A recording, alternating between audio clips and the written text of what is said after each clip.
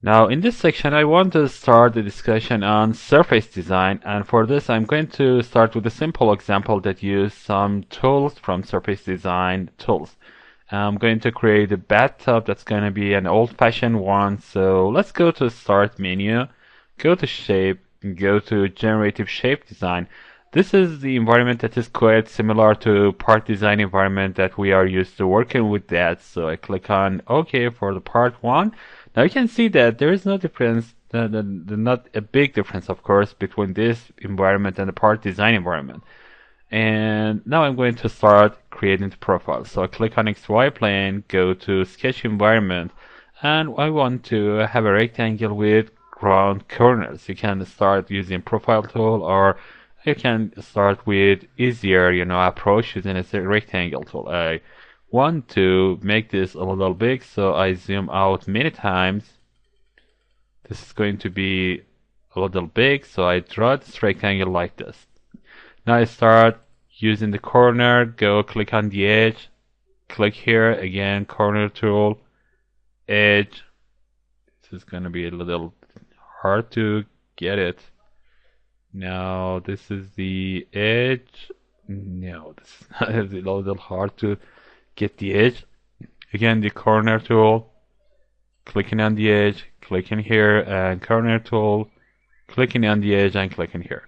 Now these have two, big radiuses. I want it to be 120 for this one, and for each one I change it to 120 millimeters, and double click on this and make it 120. Now I want to add some constraint. I want to make sure that this is about 800 millimeters, and this is 1800 millimeters. So I type 1800 millimeters. Now I want to make sure that this is centered to my coordinates. So select the first line, press Ctrl button, select the second line, and select the symmetry line, and go to constraint define, activate the symmetry. Again, first one, press Ctrl, second one, and this horizontal axis, and again add symmetry. Now you can see that this is fully defined and this is centered to my coordinates axis. So I exit my workbench. The next thing I want to do is create a plane about 750 millimeters above this floor plane.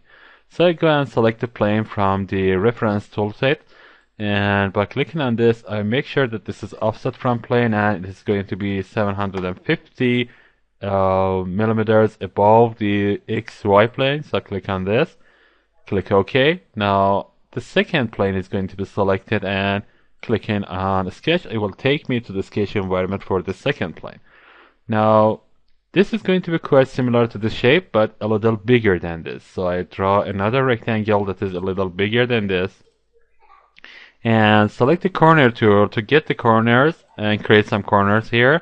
These corners will have 220 millimeter of radius. So this corner is a little hard to get. I don't get why. So I click on here, click on corner, click here, again I click here. Now make sure that these are about 220 millimeter radius. So I double click each one of them and make sure that they are 220 millimeter. So 220 for this and 220 for the last one. This was a mistake. I double click on this and make sure that this is 220 millimeter. Now these lines are going to be the same as the original lines. They are going to be 1800 for here and 800 for here. So I change them. Now I make this center to my shape, so I click on the first line, the second line using the control button, and the third line, and add the symmetry here. Now I click on OK. Again, I click on the first line, the second line, and the horizontal axis, and go to define, constraint define. I'll activate the symmetry. Now you can see that I have two different profiles that are quite similar to each other, but the second one is a little bigger than the first one. So I exit my workbench.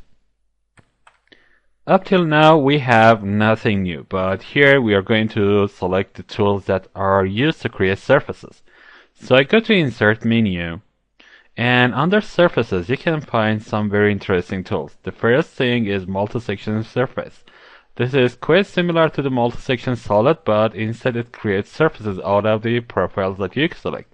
So I click on multi-section surface and select the profiles in order. Of course, I have only two profiles. There is no special order for this. So I click on these two, click OK, and I can see that there is a surface between these two.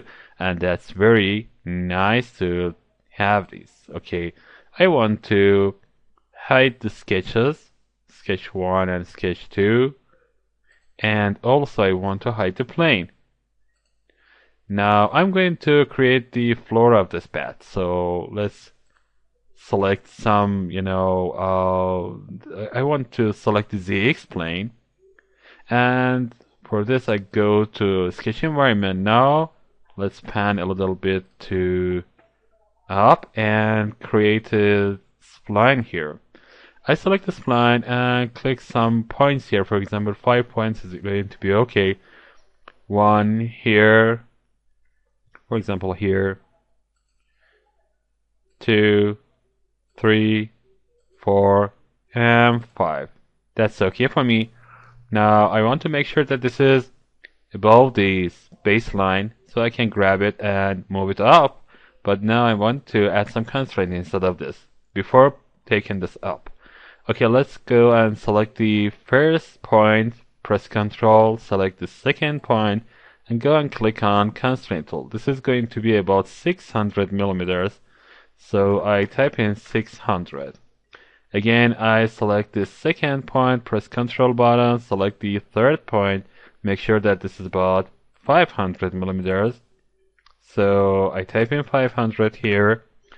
The third point and fourth point are going to have about 400 millimeters of distance, so I type in 400. And again, the fourth point and the last point are going to be 700 millimeters away from each other. So I type in 700 here. Now I have this. I want to add some constraint to make sure that these points are above the baseline. I want to make sure that this center point has a symmetry with this vertical axis first of all. So I click these two, go to constraint define, and add a coincidence. Of course, the coincidence, not symmetry. I select the coincidence like this. Now I select this point and press Ctrl and select the horizontal vector. Select the constraint tool, make sure that this is about 50 millimeters. So I type in 50, but you can see that this is under the horizontal line. I want it to be above the horizontal line. So again, I double click on the constraint, click on more here, and swap location, make sure that this is above the horizontal line. So I click on OK. Now it's okay for me.